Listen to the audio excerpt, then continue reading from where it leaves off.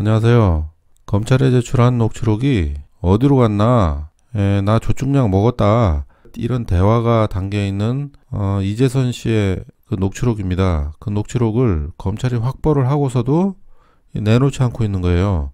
그리고 다른 걸 떠나서 그런 걸 확보를 해서 이재선의 그 상태가 정상인이 아니라는 걸 알았으면은 기소 자체를 하면 안 되는 건데, 이렇게 어거지로 기소를 하고 공소장 내용 자체가 다 허위로 지금 쓴 거라고 봐야 되는 거예요.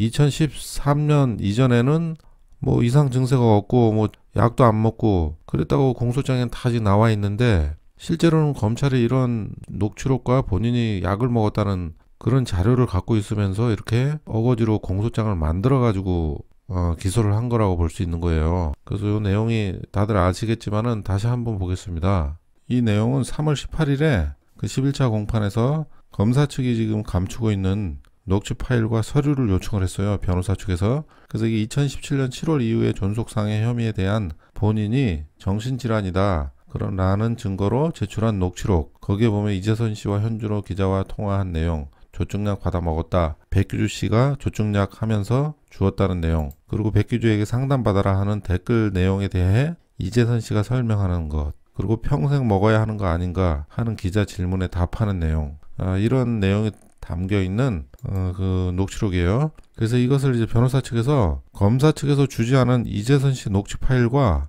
검사 측 조사 기록에 이재선 씨가 녹취 내용 등으로 보아 보편적인 상황이 아니다, 그렇게 써있는 그런 서류를 증거 자료를 이제 요청한 거죠. 네, 그 해당 사건 좀 다시 한번 보죠. 이게 트위터에 가면은 어머니를 폭행하지 않았다 뭐 이런 식으로 얘기하는 이상한 애들이 있어요.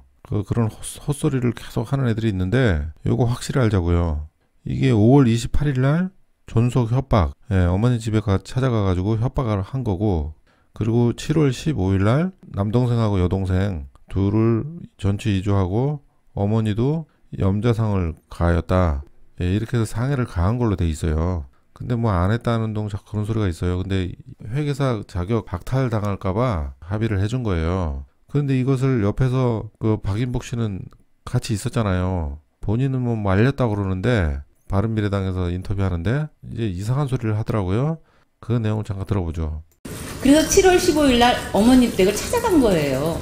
근데 마침 그 자리에 시동생하고 시누이가 같이 저녁을 먹고 있던 자리였었기 때문에, 거기서 이제 이런저런 얘기를 하면서 시작하려고 하니까 애기 아빠가 자기 동생이 썼던 글이 갑자기 또 생각이 난 거예요. 그래서 너는 왜 인터넷에 알지도 못하면서 막 나에 대한 뭐 가족 회의를 했니 말았냐 하는 글을 인터넷에 네가 쓸 수가 있느냐 했더니 덤벼드는 거예요. 우리 신랑한테 덤벼들면서 내가 썼는데 뭐 어떠냐 하면서 덤벼드니까, 세상에 둘이 싸우면 그 자리에 있는 나는 우리 신랑을 붙잡고 신우는 시동생을 붙잡고 싸움을 말리지 등 떠밀면서 싸우라고 그러진 않지 않겠습니까? 그래서 정말 그 순간 잠깐 그런 게 있었다가 자기 안방으로 이제 우리 신랑이 뛰어들어가고 걔도 뛰어들어오고 해서 안방 침대에서 정말 2, 3초도 아니에요. 한 20초도 안 돼.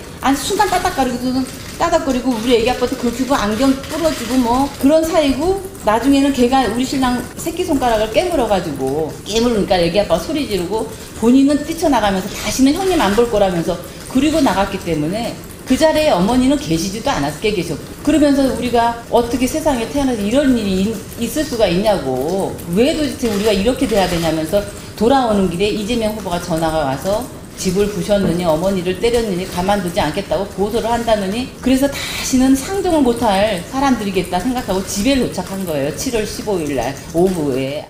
지금 녹취록을 보면은 박인복이가 무슨 이재선만 무슨 다친 것처럼 손가락 깨물었다 그러고 그런 얘기만 지금 하고 있죠. 그리고 어머니는 없었다 그러고, 그리고 여동생 얘기도 안 나왔잖아요. 그러니까 정말 이 여자가 정말 이상한 여자예요. 선풍기까지 던지고 이렇게 남동생을 안면부 타박상을 가하고서, 그리고 여동생도 입술 부분을 주먹으로 치고 어머니 목도 치고, 이렇게 이런 현장에서 이런 사실을 다 봤으면서 어떻게 저렇게 거짓말을 할 수가 있죠? 야, 정말 해도 너무하는군요. 그래서 그 앞에 사건으로 인해 가지고 이제 본인이 기소당할까봐 그래서 정신감정 받아보고 그 자료도 제출을 한 거예요. 녹취록도. 그래서 그 녹취록 제출하면서 또 조서를 작성을 했을 거 아니에요. 그래서 그 조서 작성한 그 내용과 그 녹취록, 이거 두 가지를 검찰 쪽에서 가지고 있단 말이에요. 그래서 지금까지 재판 이런 상황을 보면은 검찰의 그 행태가 아주 도를 넘어서고 있어요. 공소장도 지금 고쳐가지고 강제 입원이라고 썼다가 지금 와가지고 강제 진단이라고 고쳤으니 이게 말이 되는 공소장이냐고요. 기소가 지금 취소돼야 할 판인데 어떻게 이렇게 추접스러운 그런 짓을 검찰이 해나가면서까지 이렇게 재판을 끌고 가야 하는지 정말 이해가 안 갑니다, 이건. 그리고 증거 자료도 이렇게 다 숨기고, 그리고 공소장은 어떻게 그렇게 그냥 다 만들어서 썼는지, 이재명이 하지도 않은 말을 그 참고인들이 한 것처럼 그렇게 공소장에다가 작성을 해놨어요. 근데 실제 재판에 나와서 증언하는 거 보면은 그 공소장 내용과 또 다르거든요. 이런 식으로 공소장을 전부 이재명이 뭘 강제 입원을 시키기 위해서 지시한 것처럼 그렇게 문구를 다 그렇게 작성을 해놔가지고 정말 이재명을 어떻게 해서라도 올가매려는 그 추접스러운 그런 거의 사기에 가까운 공소장이라고 볼 수가 있습니다. 이게 재판을 하면 할수록 이 검찰의 아주 이 민낯이 다 드러나고 있는데요.